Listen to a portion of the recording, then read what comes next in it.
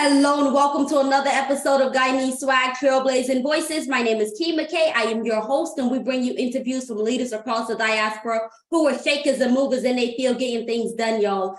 Today we have with us a youth and community activist, multimedia creative. I'm talking about Brianna Rohlehr. How are you doing today? I'm doing wonderful. How about yourself? Excited, happy that I have you on here and looking forward to this conversation. Before we get started, the first question I ask everyone is, where were you born? So I was born in New York City, specifically like the Village. The hospital is no longer there. It is St. Vincent's Hospital. But yeah, so born in New York City. And what is your connection to Guyana? So my grandfather, I guess I'm second generation, if that is right. My grandfather was born in Berbice. Love it. And so being second generation, what was it like growing up with grandparents who are from Guyana? So I feel like my story is a little unique because my grandfather died when my father was 3. My dad was raised, he had 2 other siblings, but my dad was raised basically by a single mother. So I kind of never really got to, how can I say, really connect with my Guyanese side growing up. My mom is from here. My mom's family is from here, from the South, in the Midwest. So I kind of grew up like learning about Guyana's culture kind of like on my own. Like, of course, I would have conversations with my dad. Like, he's been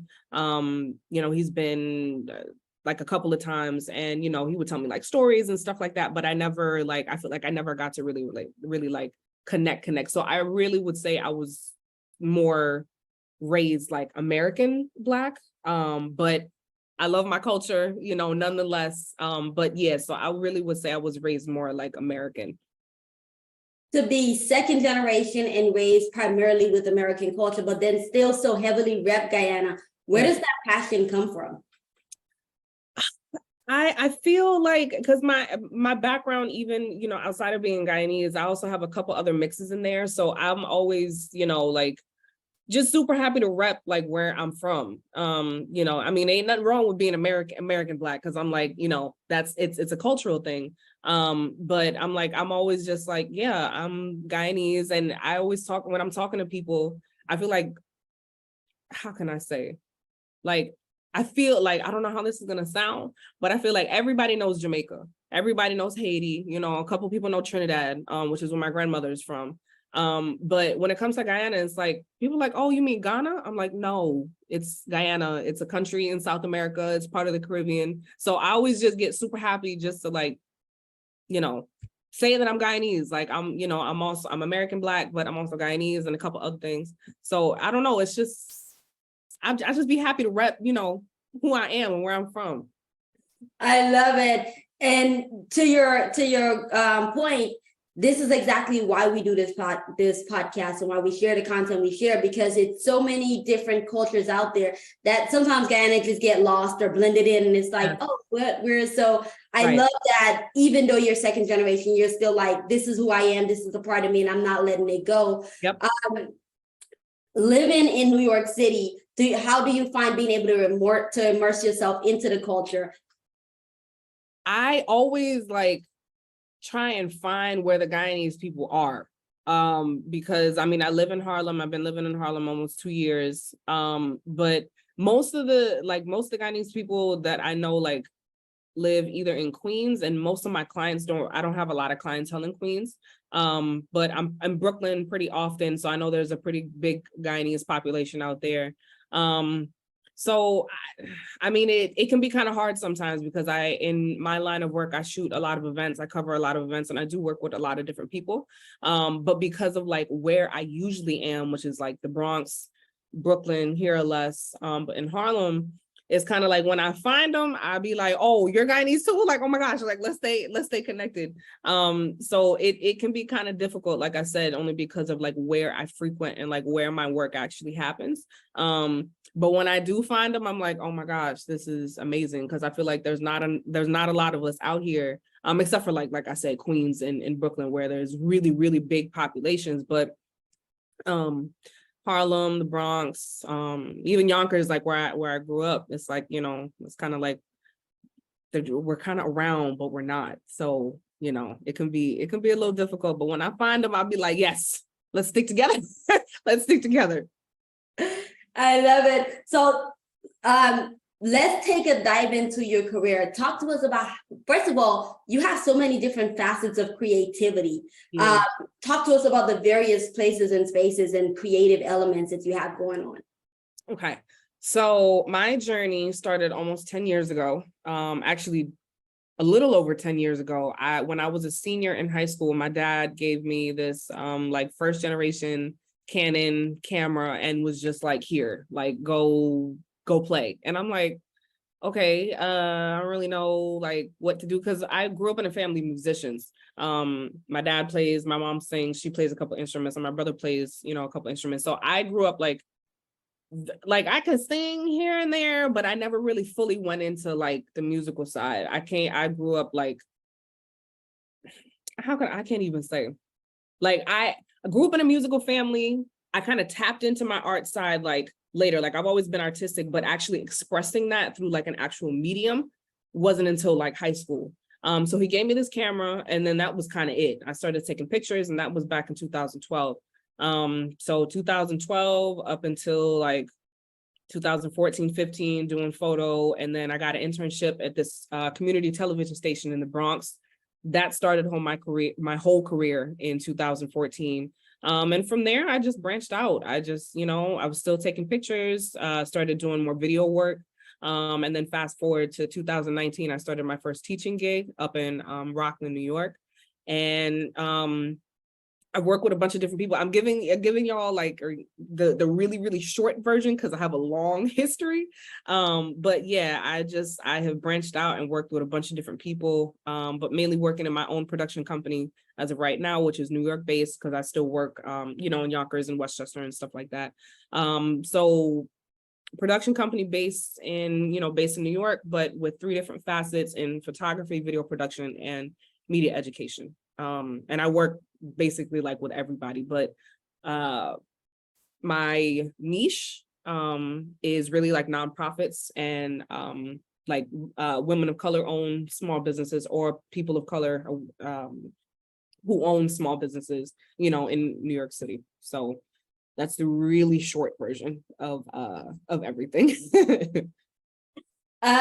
Obviously, there's a lot of different ways that you could have gone with your production company and your creative abilities. Why did you choose to stick with people of color, women of color, minority-owned businesses and nonprofits?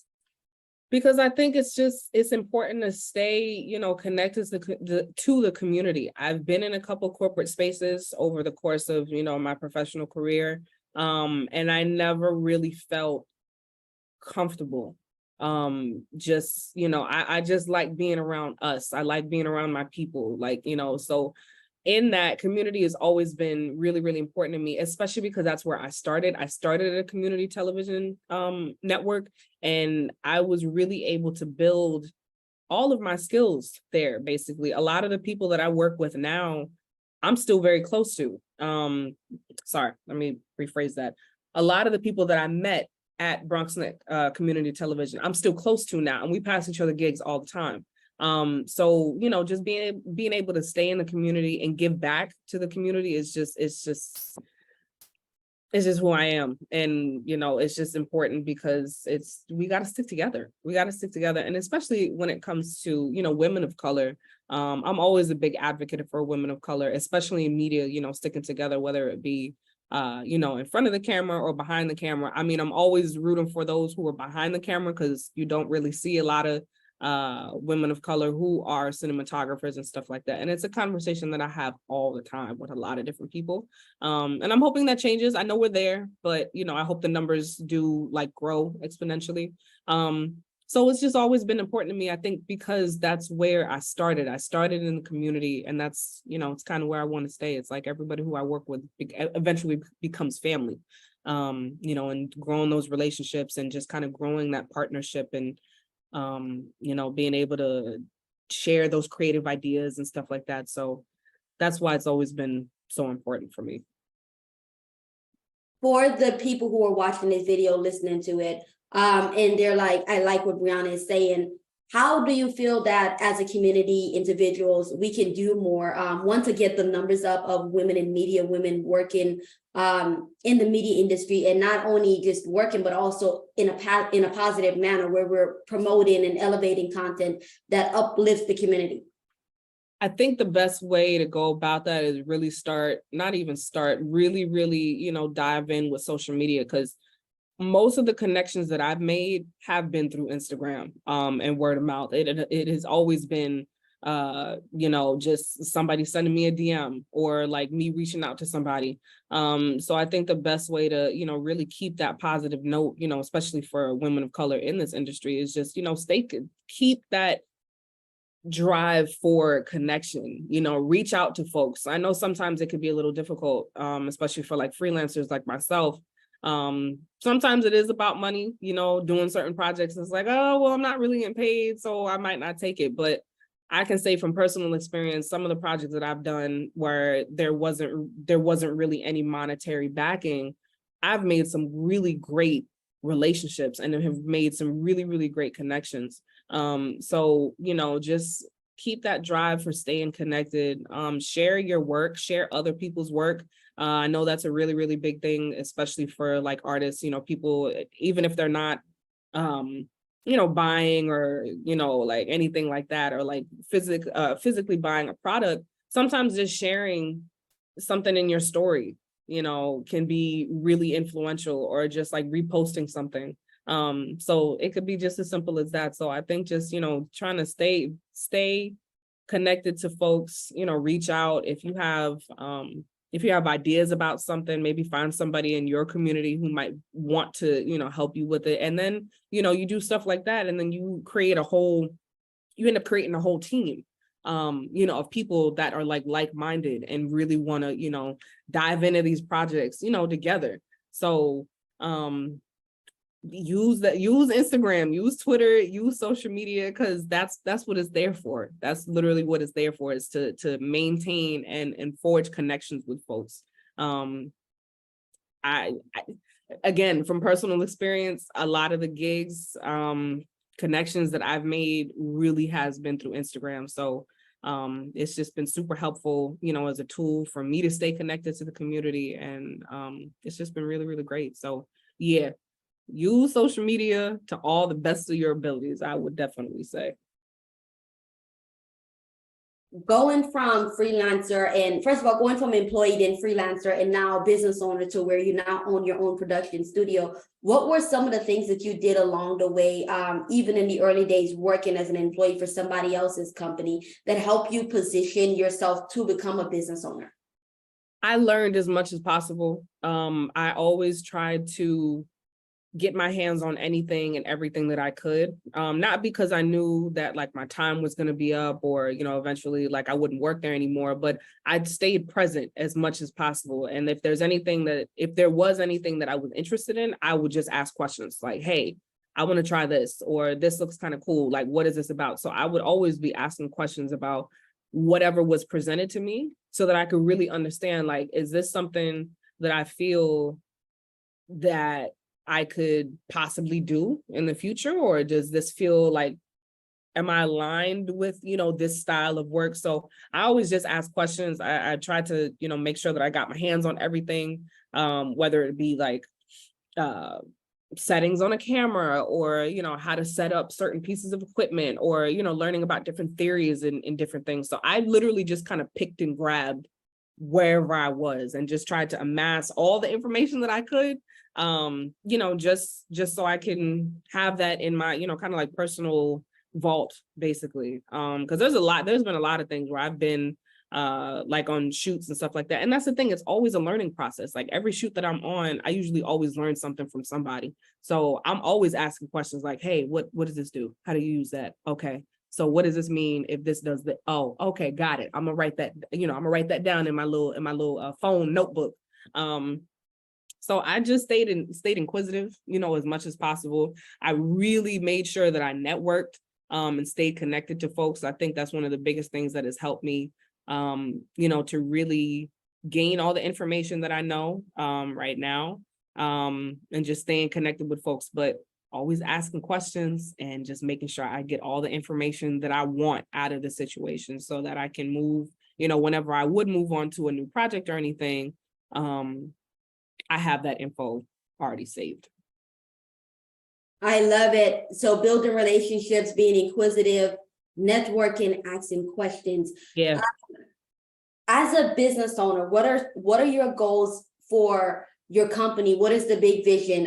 If we're looking back and we're having this conversation 5 years from now, where's Brianna? Where is the business?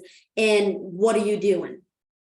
That's a great question. I've been asked that question a couple of times. And sometimes it's hard to answer because most times I'm really in the present. Sometimes it can get a little overwhelming to think about the future.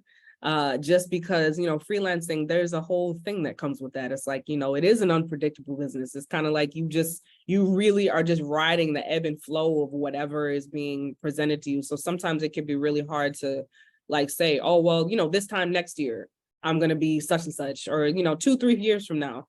So it's like my mind splits sometimes. It's like, realistically, it's like, okay, I don't know. I don't know where I'm going to be this time next year. I'm not sure. But then when I think about it from a more spiritual place, which is where I probably should be thinking anyway, 5 years from now, the ideal goal, let me see, I'll be 34, right? Yeah, turning 34, 35, something like that.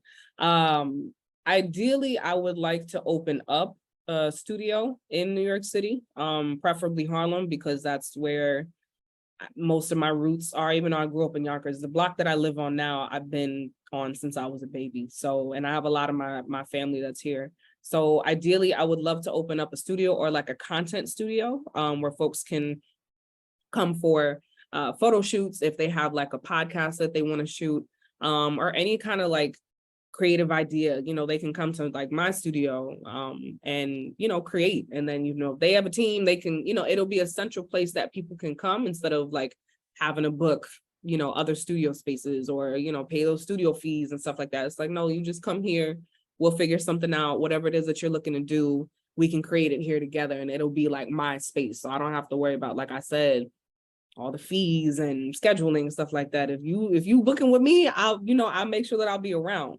So that's kind of like a goal that I'm thinking about. And like I said, sometimes it can be really, really hard to project, but that would probably be a goal, a really, really big goal, is to have something here in the city. Let's back up, because even throughout the theme of this conversation, and even in the work that you do now, community advocate youth is very important to you. Talk to us about that. First of all, where did the love for youth come from? And what was the pushing point that made you say, I don't just love youth, but I want to do something to empower youth. I want to use my voice. I want to lend my voice to youth, to the community, to build up what I believe in. So it all started at Bronxnet. Again, I started off as a senior floor manager there, like a year after let me rephrase that. So it started at Bronxnet. I was there for a year before I became like the senior floor manager. So I was responsible for like organizing the crews, kind of, figuring out and placing folks, where they would feel best in terms of like either camera operation or audio or anything like that. So I was doing a lot of management and like coordinating there. And then after I graduated, I became the youth intern coordinator. So I was responsible for like actually bringing students in who were looking to have, media experience. I was also responsible for setting up their schedules and, just being the liaison between their school and the network. So it really stemmed from there, just like having the experience and training them, developing them, and giving them the avenue to just like learn. And even today, if I'm not mistaken, maybe about 3 or 4 of the interns that I brought in during my time are actually still there. And they have like not management positions, but they have like some pretty good positions there. So it just makes me happy to know that, I was able to not only help them in their journey, but, just to kind of give them like, here's something that you can do. I know that you're interested in this, like, let's help you get, to where you want to go. So it really started there, being able to train and bring interns in, at the same time. So from there, I would do like small teaching sessions with like independent, independent folks. Sometimes it would be like a church, or like a small like nonprofit organization that would be like, hey, we're looking for like a media instructor to do like a small session. And I'd be like, okay, cool. And then I got past a part-time gig teaching in the South Bronx, and I was there for 4 years teaching middle school youth. And I never imagined teaching like in that capacity.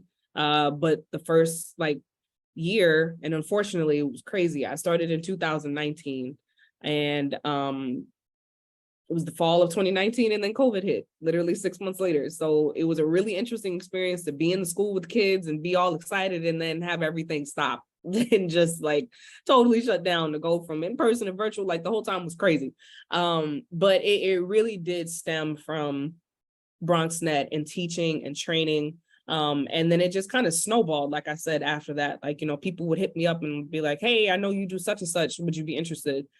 And that's how it happened. And then, from there, I've worked with a bunch of different nonprofits as a media instructor or a lead media instructor, or, just kind of assisting.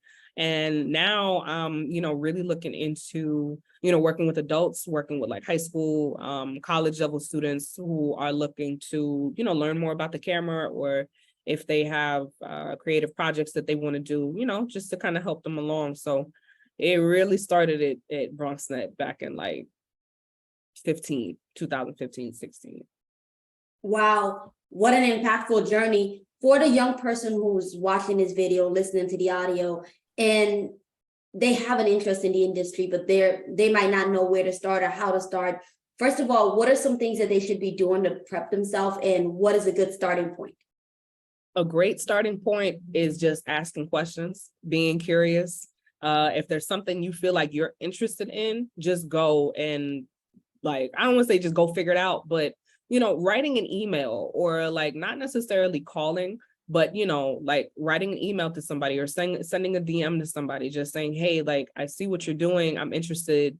Can I assist you with something? Because I know there's always been the thing of like, excuse me, people who will hit people up and it's like, hey, can I take you out to lunch and pick your brain? Like, I feel like there has become a stigma with that. And it's kind of like, okay, that's a person's time.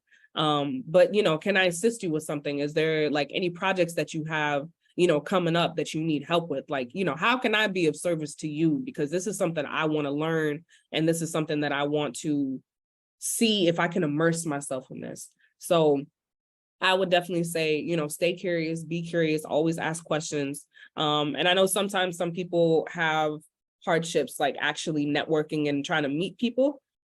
Sometimes it really is just a matter of just really getting out there and going. If there's a networking event that's happening, bring a friend with you if you don't feel comfortable going alone. I know for me, I always love traveling with people. I really don't like going places alone. So if I know something is happening, I'll just hit up one of my homegirls, be like, hey, can you come to this event with me?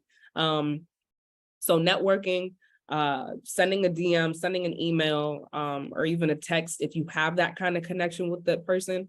And a lot of times just showing up can really be helpful, like really, really be helpful. Sometimes people, don't remember a name, but they remember a face. And I've been in a bunch of situations like that, where it's like, hey, I've seen you before. What's your name? Oh, yeah. You were at such and such. It happens to me all the time because I do a lot of events and I'm in the community a lot. So a lot of times I run into the same people. So sometimes showing face can really, really, really be important, because people, like I said, some people don't remember a name, but they'll remember a face. And especially, if you're really into like, getting dressed up and doing your hair and doing your makeup, do it, because people remember. You don't want to show up to a place looking crazy, or you feel like you're not, up to par, at this networking event, or, anything like that. So if you're into all that, get dressed up, get your hair together, get your face together, and just go. Because like I said, people will remember you. So, just showing up, ask your questions, don't be afraid to send that email or that DM, because you literally never know how you can get connected to somebody. Like I said, I have been in so many situations where I've just reached out to folks and they're like, yeah, we can do such and such. I've got such and such going on, I'd love for you to be there. And then, I show up to the event or I show up to the project and I end up actually getting like paying clients because I showed up, so the more you show up, the better. Stepping outside the house, stepping outside of your comfort zone, especially if, like I said, you're not one to, go places alone, but bring somebody with you. And then you never know if that person knows somebody that's there, and in this world, I was just having a conversation with somebody the other day. This media world is very small, very, very small. Everybody knows somebody. It is like, I was telling my friend, she was telling me it's like 6 degrees of separation. It's really more like 3 degrees of separation, because the more you show up and the more you work, everybody is kind of in the same mix. You might not be doing the same thing, but people know people. So yeah, just show up, ask your questions. Don't be afraid to hit people up. If you really feel passionate about something, just go after it, and you never know where it's going to bring you. So, just keeping that drive, keeping that staying consistent is really, I think, the biggest thing. So yeah. I love all of these gems Brianna is dropping. What amazing, just really amazing. Before we continue with the conversation, we're going to take a quick break for a message from today's sponsor, and we'll be right back. Meet Kim. She recently moved to a new neighborhood and has a craving for pine tart and cheese rolls. She Googled Guyanese restaurants in her neighborhood and received recommendations for Ghanaian restaurants instead. While she was at the park walking, her dog Kim ran into Susan, a fellow Guyanese, who introduced her to the Guyanese Swag Business Directory, a comprehensive listing of reputable Guyanese-owned businesses across the diaspora. Kim now regularly visits the GuyaneseSwag.net, where she can easily find trusted and reliable Guyanese-owned businesses and stay updated on upcoming events throughout the diaspora. Since the directory offers detailed business profiles, including pictures, videos, specials, contact information, and even reviews from neighbors, Kim is able to stay connected to her roots in her new home away from home. Register your business for free by visiting GuyaneseSwag.net. Hello and welcome back. For those of you who are just joining us, if you missed the first half of this interview, I highly encourage you to go back and listen, watch. Brianna was really, really dropping some good gems. Brianna, for the people who are watching, they're listening, and they're like, I really love what she's talking about. You said something really important that I want to drill deeper into, building relationships, because understanding that not just in the media world, but in any industry that you're working in, people really are 3 degrees apart. What are some things that you do to help you build relationships? Because it's one thing to show up or to connect with a person online, but taking that next step to actually building a relationship, whether it produces a client or not, just building a relationship as a whole. The best thing for that is just following up. I'm kind of in a space right now where I'm like, if somebody does hit me up, whether it be a friend, a client, anything like that, well, not necessarily a client, but if it's somebody who I'm close to, I'm really intentional about getting back to the person and not just seeing it and be like, I'm gonna get back to them. It's like, yeah, sometimes it could be like, you respond mentally in your head and then you actually never get back to the person. I really try not to do that and just to like be more aware of how I'm showing up for people. So when it comes to like building relationships, sometimes it's like, okay, you might connect with a person on Instagram or Twitter or, Facebook, whatever it may be. If it's not a in-person meeting, sometimes it literally is just a matter of, hey, how you doing? What you got going on? Like, let's go to lunch or something like that, or let's hop on a phone call. Because maybe sometimes, for some people, meeting in person is not their thing. Maybe they want to, maybe a phone call might work best, or, maybe a Zoom call might work best because it's not in person, so just following up and just like staying close to folks and not just letting, time pass. If you're really about it and you're really about the relationship, whatever it may be, just, follow up with people, don't let it just be like 6 months, a year go by. And then when you hit them up, you only hit them up because you need something. Like, that's not the way to go. And that's not how to build relationships with folks. So it literally is just a matter of, just hitting them up and just like, hey, how are you? Like, what's up? What's going on? I have a few people like that who I've connected with on Instagram, and we may or may not have worked on projects together, but maybe we'll go out to lunch or we'll go out to dinner, or hey, let's hop on a phone call, or hey, I have a couple questions about something, let me run it by you, or just like, how are you? And just really like just following up with people. So I think that would be the best way to maintain those relationships, because it's like everybody's busy, everybody has a life, everybody's got things that they're going through. That's everybody. But taking those couple of seconds out of your day just to follow up with somebody and just be like, hey, how are you? Let's talk. Maybe they don't get back to you in a day or two. Everybody's busy. Everybody got things to do. It's the summertime, everybody's on vacation. Everybody has their own life. But really taking those couple of seconds just to send a text message, send a DM, maybe a call, depending on however you like to keep up with folks. I think that's really important to maintaining that the relationship, and just maintaining, kind of like yourself in a way too, because I feel like in this industry, sometimes it can get really lonely, especially as a freelancer. You're dealing with so many different things, you're dealing with so many people, and there's just a lot that happens. But if you take a second to reach out to somebody that you care about, or that you're just like, hey, I like how this relationship is going. I mean, I'm not talking about like romantic relationship or anything, but just like we're talking about building relationships. You just take a second to reach out to somebody and not just stay so to yourself, because it's like, at the end of the day, you may have been working 16-hour days every day, 5 days straight, 6 days straight, whatever it may be. So just taking that 1 second to reach out to somebody that is going to reciprocate that energy can be really, really helpful. So it really is a synergetic kind of thing. And just maintaining that relationship, that I think that's the best way to go about it.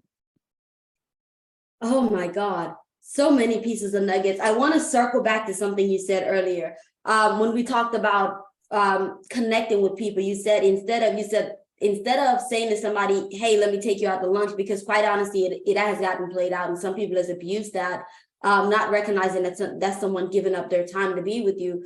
But you put it in the aspect of, how can I serve this person? How can I show up for you? Before I even ask you to give me any value, how can I first give you value in order to reciprocate value?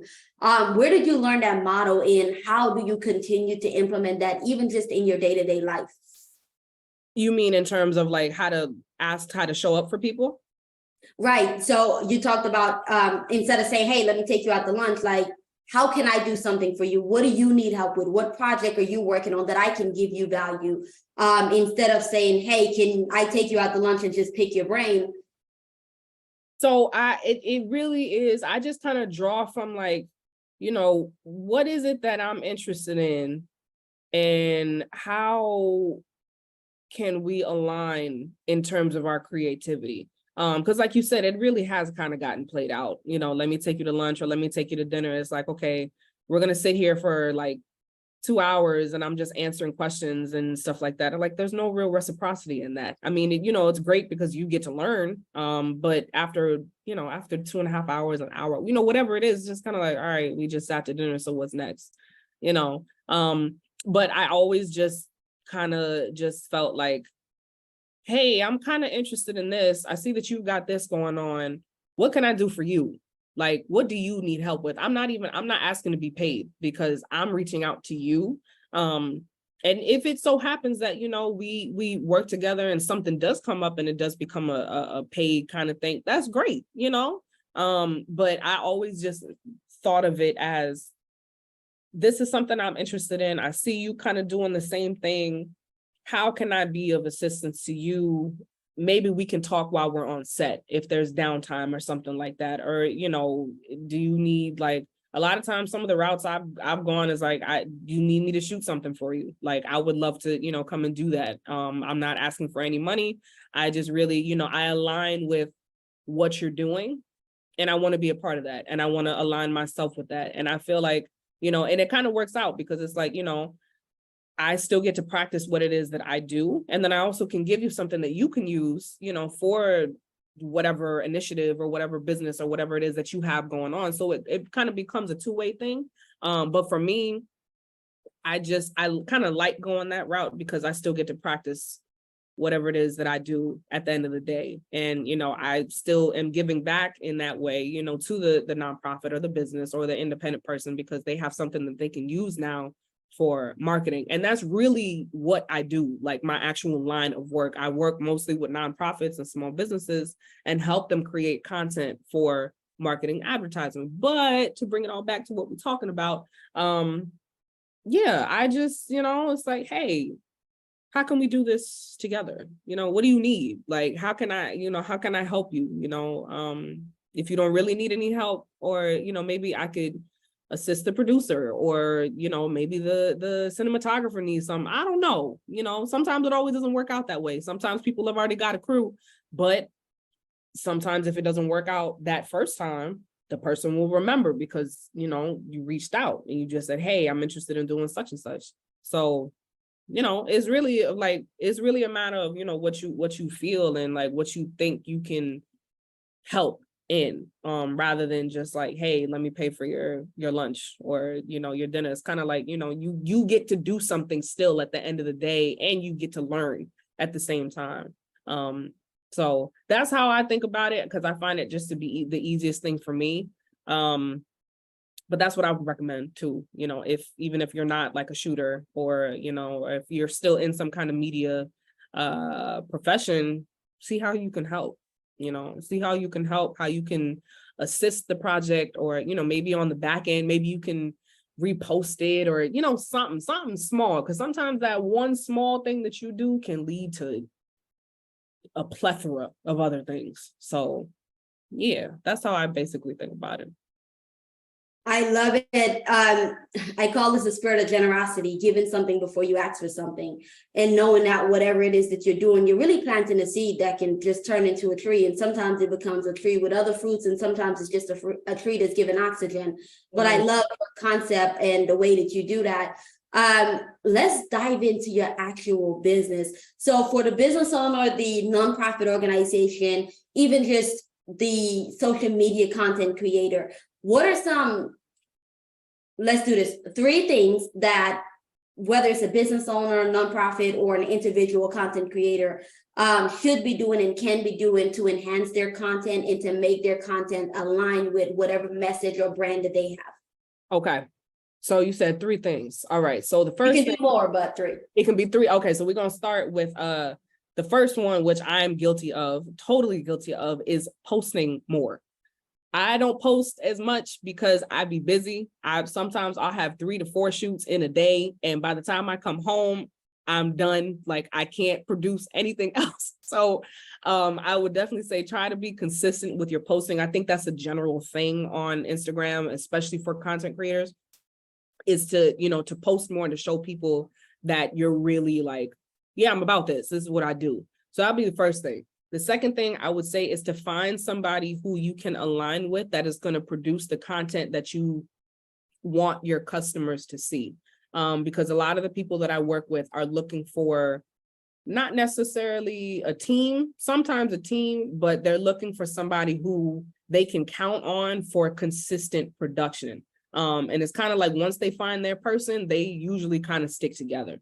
So, if you are a content creator, business owner, nonprofit, find somebody who aligns with what you're doing and like basically can help you create the look that you're going for. And then, if you don't necessarily know, sometimes it's easier to hire, a consultant, who can kind of tell you, or like somebody who manages social media or does like digital marketing. If you hire somebody in that route, they can tell you like, hey, I see where you're going. This is what you need to be doing. So definitely the first one, post as much as you can.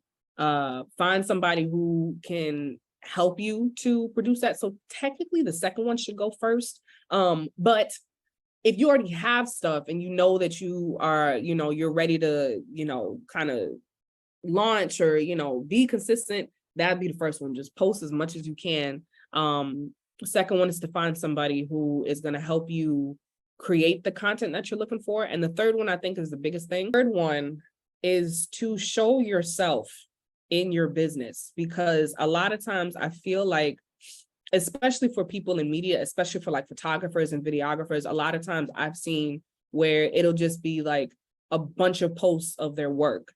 And I don't know, for me, I'm like, okay, your work is beautiful. Your work is amazing. I love the lighting. I love the color. But who are you? Like, who are you as a person? Who are you as a shooter? Like, why do you like to shoot certain things this way versus this way? Like, I always want to know about the person. And I guess that just comes from my personality, because I'm extremely inquisitive and I love to ask a lot of questions.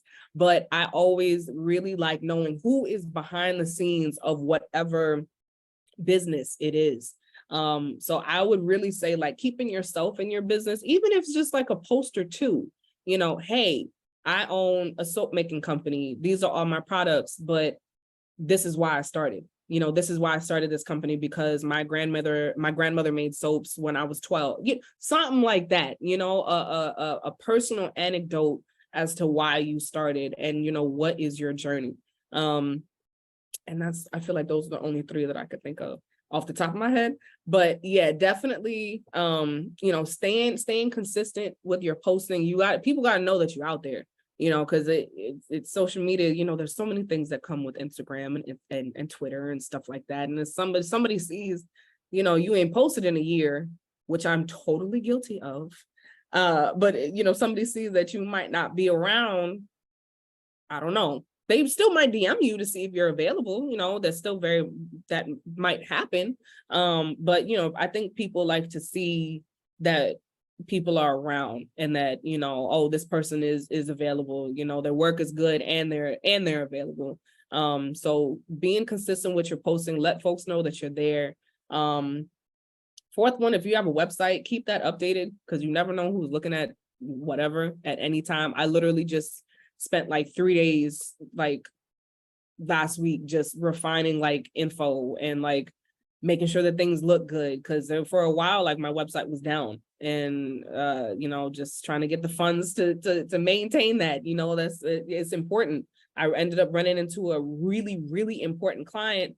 I ran home and was like, I need to get my website together right now, because I don't know if he's going to be looking at my website, and I don't know if he's going to want to book me. I don't know what that means, but I got to get home and I got to do this now. So keep your website updated as much as possible, because you never know who's actually looking at your work. Because you never know what happens behind closed doors. Like, you really, really don't. I've had people reach out and say, hey, and I've heard stories of people reaching out and say, hey, I saw such and such's website, I'm thinking about like booking them. And it's just like, well, their website was up to date and, they had all their stuff ready to go. So now this leads me into number 5. Actually, I'm thinking more as I'm talking. Stay ready, so you don't got to be ready. Just stay ready. Just have your business card with you. Even if it's not totally complete, have something so that when people reach out to you, if they want to book you, here you go.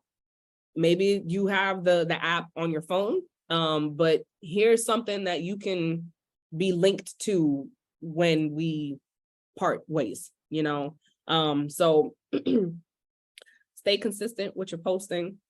Find somebody who's going to help you create the content that you want and in the style that you want. You and the person really should be aligned, and that person should be able to, provide you with, new creative ideas. And, if there's something that you really want, that person should be able to do that. Make sure that you're a part of your story and not it's just you being a business owner. It's like, yeah, okay, you're a business owner, but who are you? Why did you start the business? Number 4, stay ready so you don't got to get ready. Have your business cards on deck, have your apps, whatever, your business card app on deck, so that, anytime you meet, because you never know who you're going to run into. You just never know, especially if you're in this freelance field and it is 2 degrees of separation. You just don't know who you're going to run into and at what time. It's like, speaking just, from personal experience, every time I do events now, I run into about 4 people. Every single event that I'm at now, because, I've been in the community and I've been showing up and I've been consistent. And it's just like, I keep running into the same folks, the same people. And it's just like, you just never know who you're going to run into. And then sometimes you meet new people and they know the person that you just ran into. And it's just like, what? So, yeah. Listen, I so love picking your brain. Before we end this conversation, I gotta ask you one last question to bring it full circle. For the business owner, specifically in the Caribbean community, because I find that we have phenomenal businesses, but the social media thing, the online presence, it many times is not there. And to your point that somebody might post and then for an entire year you don't see anything, you're like, well, does this business still exist? Yeah. What are some things that they should and can be doing? Because as a business owner, we both know that you get so caught up in the day-to-day stuff of just administration, operation, like all these different aspects of it, that sometimes social media is so far out of your mind, it's like not even there. Right. What are some things that they should be doing? And at what point do they say, hey, I need to delegate this job? Because I find with small businesses, that's always a challenge where it's like, I know that I can't do this every single day because I don't have the time to do it. So I need to delegate it, but then the funds is not there. What are some things that they can and should be doing? One, if the funds is not there, to help them stay consistent, or even alternative options that can help them get to the point where they can have the funds to hire somebody like yourself to come in and create the content for them. I think the biggest thing is to find an intern. Internships can be really helpful because back when I was doing an internship, I wasn't getting paid, but I really was getting that invaluable experience. But I think for a small business who might not have the funds to really like be able to delegate, all the things that they need, to be done, if you're able to find an intern or somebody who is like maybe not like completely green, and by green I mean like totally new in the industry, but if you do have an intern or somebody who's just willing just to help and don't care about the funds but has a good work ethic and can really like show up and get the job done, and is going to be there and show consistency like every single time, I think that'll be really, really helpful to the small business owner, or anybody who has an initiative or a project that doesn't really have the funds. It's like, if you go the internship route, it can kind of work because, maybe they can get school credit for it. Maybe you can connect with the college or the school that they're going for, and you can give them credit, for something. So then at least, they can walk away with something. I mean, they're going to walk away with something anyway, because they're going to be, be able to gain the skills that, maybe they really did want to learn.